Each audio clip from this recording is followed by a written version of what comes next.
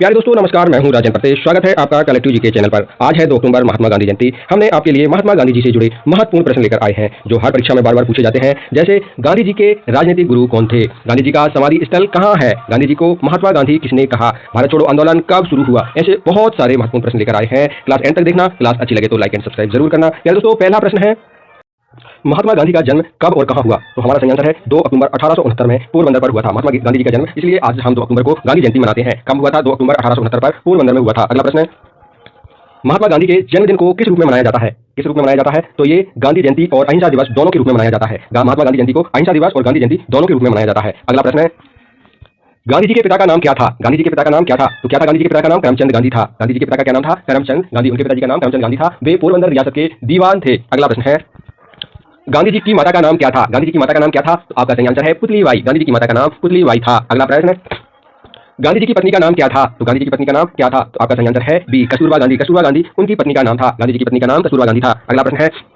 गांधी जी के 4 पुत्रों में सबसे बड़े का नाम क्या था? गांधी जी के जो 4 पुत्र थे उसमें सबसे बड़े का नाम क्या था? तो आपका सही आंसर है हरिलाल जी था। अगला प्रश्न है गांधी जी का राजनीतिक गुरु कौन थे, गांधी जी के जो राजनीतिक गुरु थे वो कौन थे? तो आपका सही आंसर है गोपाल कृष्ण गोखले जी। गोपाल कृष्ण गोखले जी गांधी जी के राजनीतिक गुरु थे। अगला प्रश्न है गांधी जी को सर्वप्रथम राष्ट्रपिता किसने कहा था, किसने कहा था? तो आपका सही आंसर है सुभाष चंद्र बोस जी ने। सुभाष चंद्र बोस जी ने गांधी जी को सर्वप्रथम राष्ट्रपिता कहे थे। अगला प्रश्न गांधी जी को महात्मा किसने कहा था, गांधी जी को महात्मा किसने कहे थे? तो आपका सही आंसर है रविंद्रनाथ टैगोर जी ने गांधी जी को महात्मा कहे थे। अगला प्रश्न गांधी जी का प्रिय भजन वैष्णव जन तो किसने लिखा था, किसने लिखा था? तो हमारा सही आंसर है नरसिंह मेहता जी ने। नरसिंह मेहता जी ने जो गांधी जी का प्रिय भजन वैष्णव जन था तो उसको वैष्णव जंतो को लिखा था नरसिंह मेहता जी ने। अगला प्रश्न गांधी जी की आत्मकथा का नाम क्या था, गांधी जी की आत्मकथा का नाम क्या था? तो हमारा सही आंसर है सत्य के साथ मेरे प्रयोग। सत्य के साथ मेरे प्रयोग ये महात्मा गांधी जी की आत्मकथा का नाम है। अगला प्रश्न गांधी जी ने हिंद स्वराज पुस्तक किस वर्ष लिखी थी, गांधी जी ने हिंद स्वराज पुस्तक किस वर्ष लिखी थी? तो आपका सही आंसर है ए 1909 पर लिखी थी हिंद स्वराज पुस्तक। अगला प्रश्न है गांधी जी ने भारत में पहला सत्याग्रह कहां किया, गांधी जी ने जो भारत पर पहला सत्याग्रह हुआ था वो कहां पर किया था? तो आपका सही आंसर है चंपारण से शुरुआत करी थी पहला सत्याग्रह। अगला प्रश्न है